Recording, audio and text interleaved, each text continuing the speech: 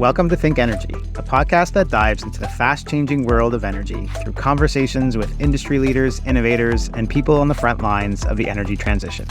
Join me, Trevor Freeman, as I explore the traditional, unconventional, and up-and-coming facets of the energy industry. If you have any thoughts, feedback, or ideas for topics we should cover, please reach out to us at thinkenergy@hydroottawa.com. Hey everyone, and welcome back, and welcome to 2025. Happy New Year. I hope you all had a restful and relaxing break. I know I certainly enjoyed a little bit of time off with some friends and family, and it was nice to sort of recharge.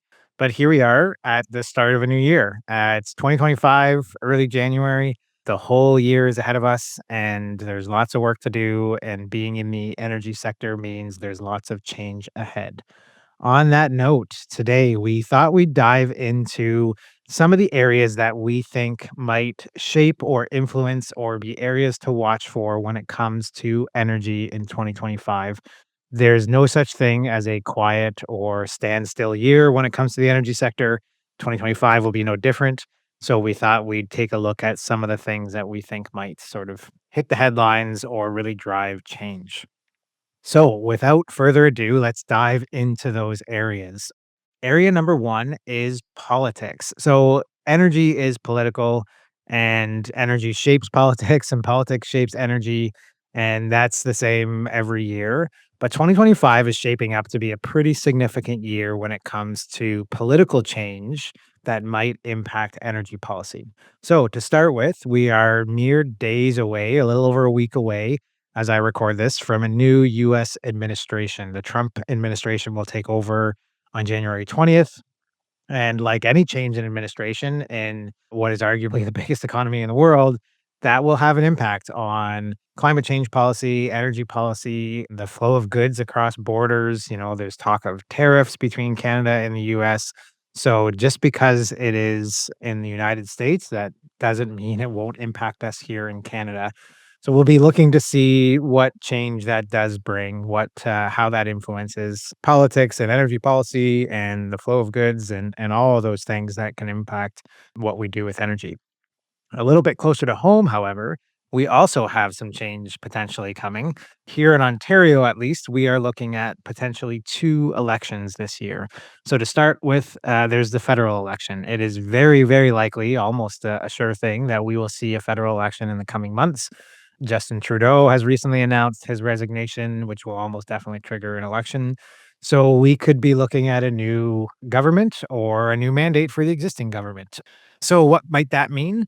Well, if the Liberal Party, the current government, manages to get another mandate and remain in power, we kind of know what their priorities are. They've been going down a path for the last little while. They will probably continue to invest in clean energy infrastructure. They will continue to push for net zero goals and look for ways to support others to achieve net zero targets as well. If there's a change in government, which the polling suggests is likely, the Conservatives get into power, they are likely to look to prioritize affordability and resource sector competitiveness. They may also adjust timelines for emissions targets as a result of that. The one big thing that's worth mentioning, of course, is the price on carbon. This was brought in by the existing Liberal government and they stand behind it. The Conservatives are very much campaigning on a platform of getting rid of the price on carbon, the federal price on carbon. That will have significant impact on energy policy and how things move. There are a few previous episodes that you can listen to that talk a little bit about that. And I'm sure we'll talk about it throughout the year as things play out. And finally, in this section in Ontario, it's very likely that we might see a provincial election as well. All signs are kind of pointing towards a provincial election this year. So, what could that mean?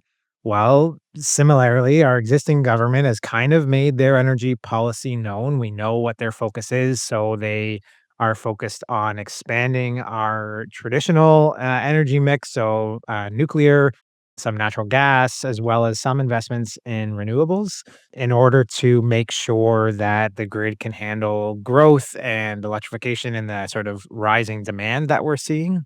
Should we see a change in government to one of the opposition parties, there may be more of a push for more renewable sources and lowering those carbon emissions faster than the current pace of change, at least based on what they are saying. So we'll keep an eye on that and how that comes into play. Obviously, energy is sort of primarily in the provincial jurisdiction here, so a change in government or a new mandate for the existing government would certainly have a big impact on energy policy. So, area number one, politics. Area number two is energy affordability. So Canadians have always cared about affordability when it comes to energy. This has been sort of a driver in previous elections, but it is definitely top of mind now as we are coming out of sort of a wave of inflation, supply chain issues. There's an affordability crisis sort of across the economy in Canada for many Canadians. So that definitely applies to energy as well.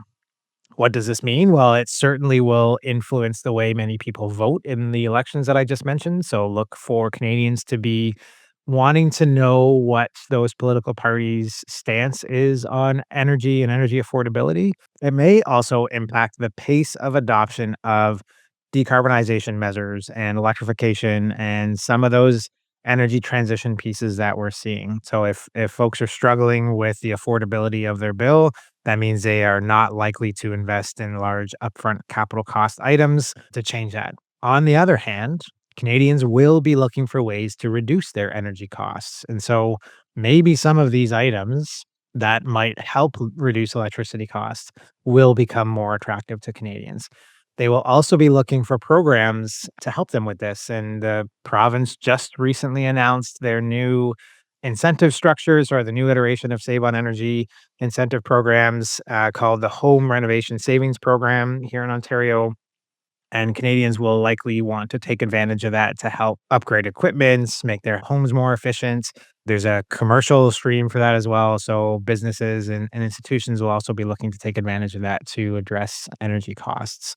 So energy affordability will certainly be a driver, as it often is in 2025. Area number three is decarbonization. So decarbonization is here to stay, and we expect that to ramp up this year for sure to continue being a point of importance for Canadians. So the climate crisis won't disappear from the news. As I record this, we're seeing these really terrible images and stories coming out of the Los Angeles area about wildfires. It seems like that's a perennial thing. We see that every year now. That will continue, and that really does drive people to think about their own decarbonization journeys. We are still in the early stages of adoption for some of this technology, heat pumps, home generation and storage, real deep decarbonization measures. We're in those early stages. So I don't expect, massive steps forward in the next 12 months. But I think more folks are going to start thinking about and planning for their actions on this. And that's at both the residential and the commercial level. So here at Hydro Ottawa, we're seeing a lot of our commercial customers take advantage of our Enercan funded Ottawa Retrofit Accelerator program, which really supports that sort of carbon pathway planning, that plan to decarbonization. And I think a lot of folks will start thinking, what's my next move when it comes to decarbonizing? If my furnace is getting to be a little bit old, am I going to put that heat pump in? Even if I don't do it in the next 12 months, I want to start thinking about what that looks like. So we expect decarbonization to continue to be a point of focus. We expect it to be a point of topic, in these elections that we talked about, because that climate crisis is in front of our faces, always in the news, and that won't be changing. Area number four is clean electricity, grid modernization, and energy efficiency.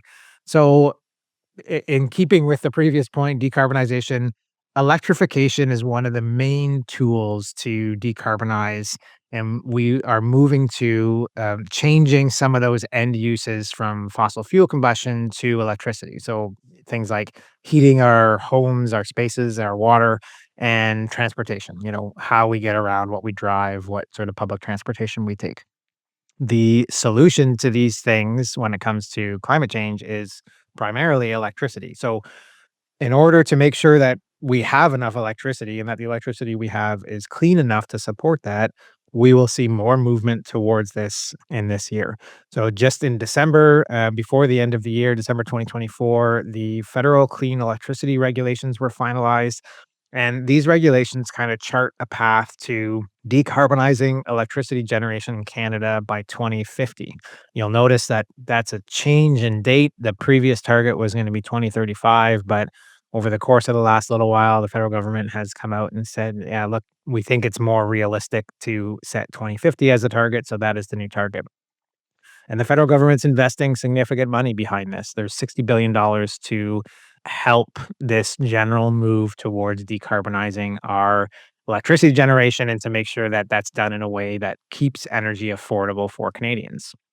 At the same time, utilities across the country will continue to invest in grid modernization. So, as well as infrastructure expansion, not just modernization, we're also building and growing our grids to keep up with the pace of change.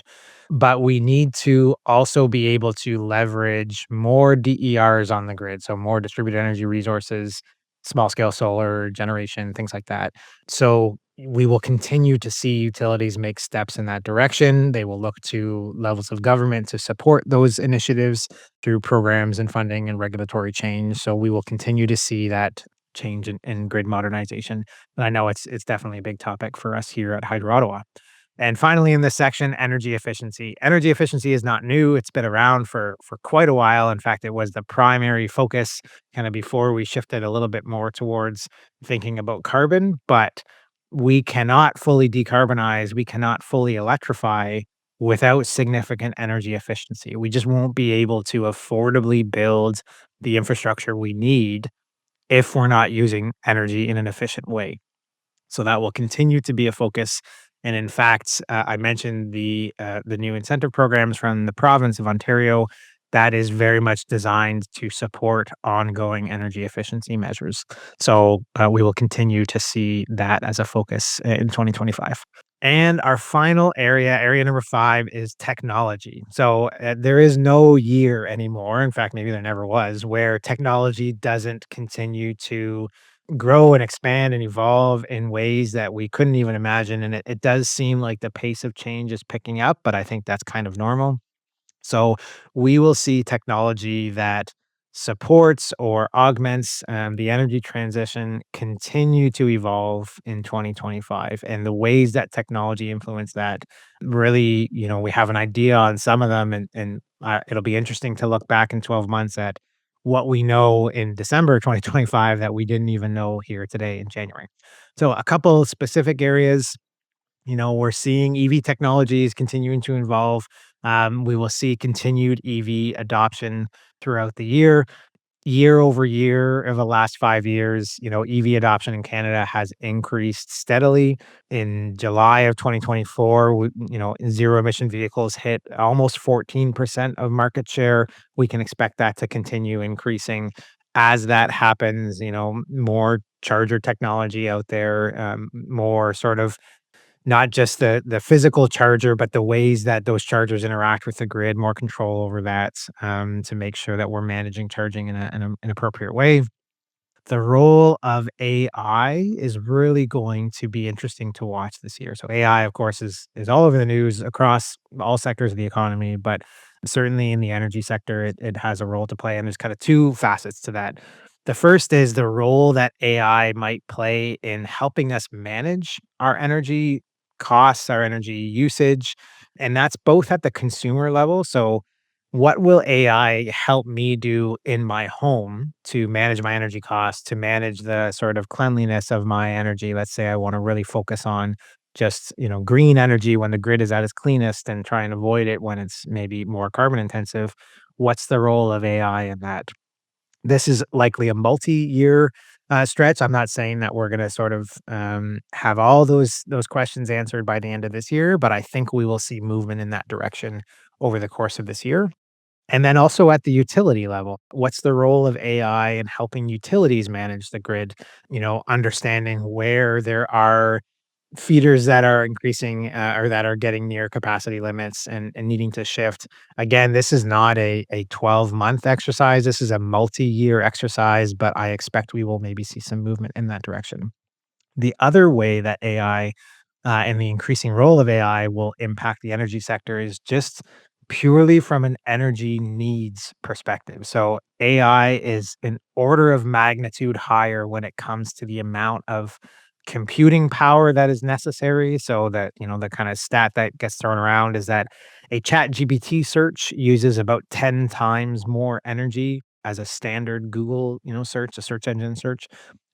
So with all of this stuff going through AI, we're seeing more computing power needed. So that means, bigger, more dense data centers that have larger cooling needs, which means more energy requirements. And as much as we're seeing electrification drive demand up for electricity, AI usage and data center usage is also driving up demand. And so we're seeing larger load requests. Utilities are having to figure out how do we provide way more power than we've had to previously to some of these new customers and customers that are wanting it kind of overnight. Like, hey, we're ready to build a data center like tomorrow. Can you supply us with a significant amount of power? So that will certainly be a driver. The last little piece of technology that I want to mention, we could go on for hours on this topic, is when it comes to sort of home generation and storage, especially storage.